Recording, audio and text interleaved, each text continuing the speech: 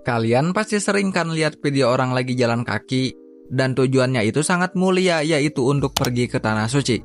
Fenomena jalan kaki ke Mekah itu emang lagi jadi tren banget di media sosial. Banyak banget orang yang bikin video tentang perjalanan mereka, mulai dari persiapan, sampai momen-momen haru selama perjalanan. Selain itu, sekarang bermunculan varian baru untuk bisa OTW ke Tanah Suci. Mulai dari jalur laut dengan modal perahu galon, sampai ada jalur gali lubang juga. Tapi, jujur aja, gua penasaran banget, apa sih yang sebenarnya ada di balik fenomena ini? Apakah ini murni ibadah? Ataukah ada faktor lain yang mempengaruhinya? Apakah ini cara baru buat dapetin followers dan popularitas? Ataukah cara untuk mendekatkan diri kepada Tuhan? Untuk itu, di video ini, kita bakal bongkar semua fakta dan opini tentang fenomena jalan kaki ke Mekah ini. Jadi pastikan simak video ini sampai selesai.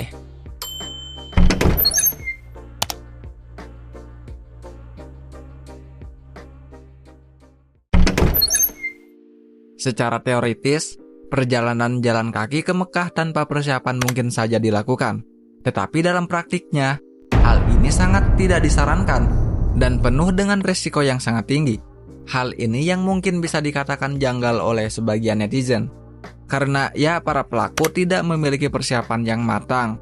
Bayangkan saja, mereka hanya bermodalkan tas ransel dan juga perbekalan yang minim. Emangnya kenapa kalau tanpa persiapan yang matang, Bang? Yang pertama ialah jarak dan medan yang ekstrim. Perjalanan dari Indonesia ke Mekah bisa mencapai ribuan kilometer, melintasi berbagai negara dengan medan yang ekstrim. Mulai dari hutan tropis, pegunungan, hingga gurun. Tanpa persiapan yang matang, tubuh akan sangat rentan terhadap kelelahan, dehidrasi, dan cedera. Lanjut, cuaca yang ekstrim. Perjalanan akan menghadapi berbagai kondisi cuaca ekstrim, seperti panas terik di siang hari dan dingin di malam hari. Tanpa perlindungan dan persiapan yang tepat, resiko terkena penyakit akibat cuaca sangat tinggi. Apalagi lu bayangin yang pakai jalur laut. Selanjutnya ialah resiko kesehatan. Perjalanan panjang dan melelahkan dapat melemahkan sistem kekebalan tubuh, meningkatkan resiko terkena penyakit. Tanpa persiapan dan perlengkapan medis yang memadai, resiko masalah kesehatan yang serius akan sangat tinggi. Lanjut, keamanan dan perizinan. Perjalanan melintasi berbagai negara membutuhkan izin dan visa yang sesuai. Tanpa persiapan dan perizinan yang lengkap, resiko terjebak di negara asing atau menghadapi masalah hukum sangat tinggi. Selain itu, ada resiko keamanan dari tindak kriminalitas. Dan yang terakhir ialah ketersediaan sumber daya. Perjalanan akan membutuhkan ketersediaan sumber daya yang cukup, seperti makanan, air, dan tempat istirahat.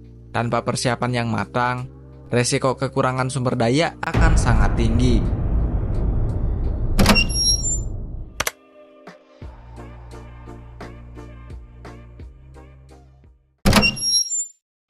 Salah satu kontroversi utama adalah mengenai motif di balik perjalanan ini. Apakah murni ibadah atau ada unsur mencari popularitas?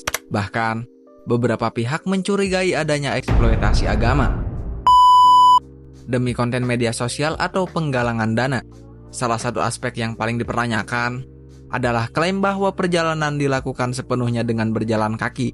Faktanya, sejumlah laporan menyebutkan beberapa pelaku perjalanan ini menggunakan mode transportasi lain seperti pesawat, kapal, atau taksi di beberapa titik perjalanan mereka.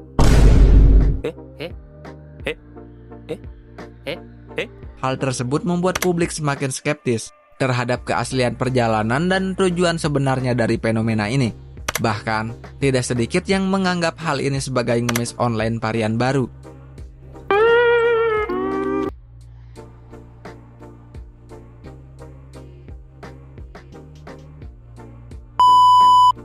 Selain itu, fenomena ini mendapat tanggapan dari pemuka agama di tanah air, yaitu Ustadz Dery Sulaiman.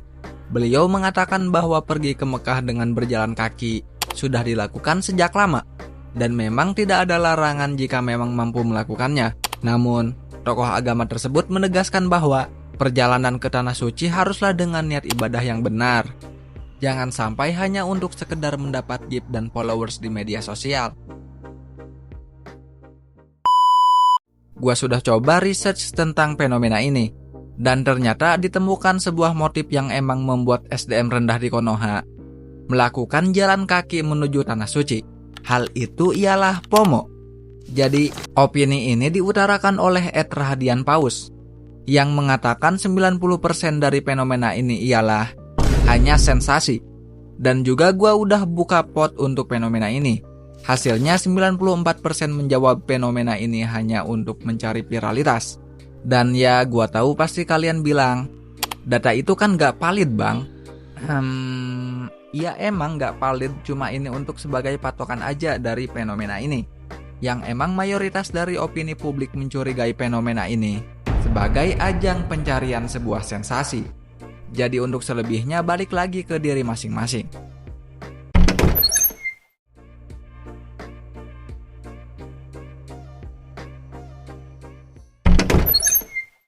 Di balik fenomena ini tentunya terdapat dampak yang ditimbulkan.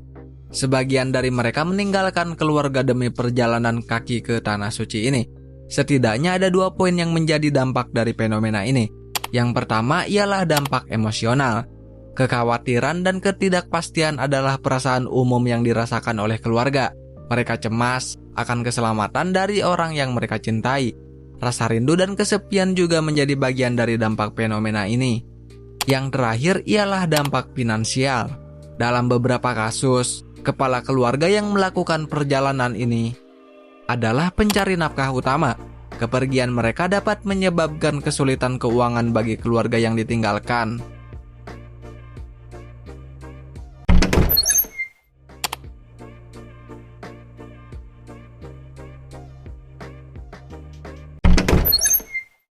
Perjalanan ini adalah fenomena kompleks yang membutuhkan pemahaman yang mendalam dan kritis. Sulit untuk menentukan secara pasti apakah fenomena ini adalah settingan atau tidak, karena motivasi dan niat setiap individu mungkin berbeda-beda.